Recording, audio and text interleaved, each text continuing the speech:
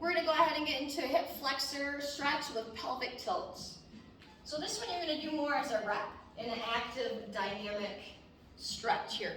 You're gonna go ahead and get into a half kneeling position, rotate the hips in a little bit, or a slight pelvic tilt. You don't want to tilt it all the way in where you're feeling it in your lower back. You want to meet it halfway. So a good reminder is do an anterior pelvic tilt where the hip head's in the back and your hips dip in the forward, and then rotate it all the way in. Find your center.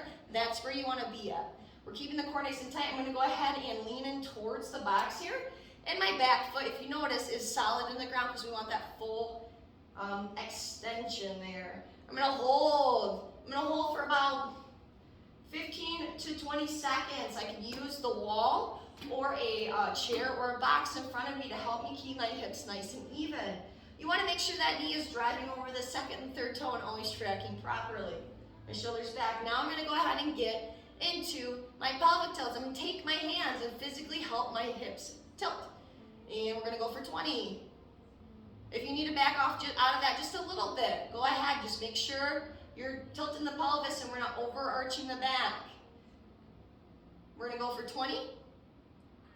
And then we're going to go ahead and dip side to side. Another side of 20. Shifting the hips side to side.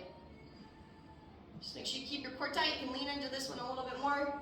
And make sure you keep your hips active. We go for 20. Once we're done with our 20, we get our hips set right back in the middle. We lean to it a little bit more, and then we go ahead and do twist side to side. Going for 20. Rotating, keeping the hips nice and straight.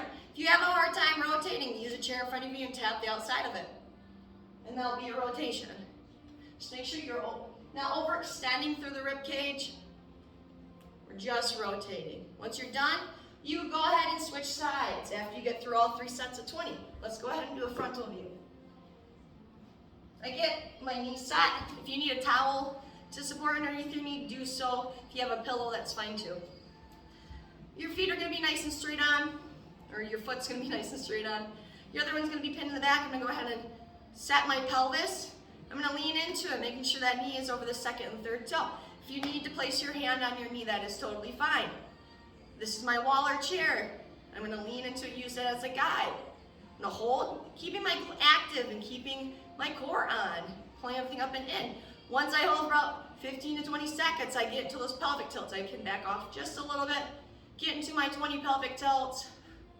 Make sure you're breathing, no holding your breath. Once I get to my 20 pelvic tilts, now I do side to side tilts. You see how it's just in the hips? I'm not shifting my weight over with my shoulders or anything or bobbing. I'm just trying to keep my hips centered, and I'm shifting the hips and squeezing my glutes. Once I'm done, I'm going to go ahead and do those rotations. You can touch side to side or just rotate depending on how good your balance is. Just make sure you stay breathing. Once you're done, you go ahead and come out of it, bring the knees together, and come up and get to the next movement.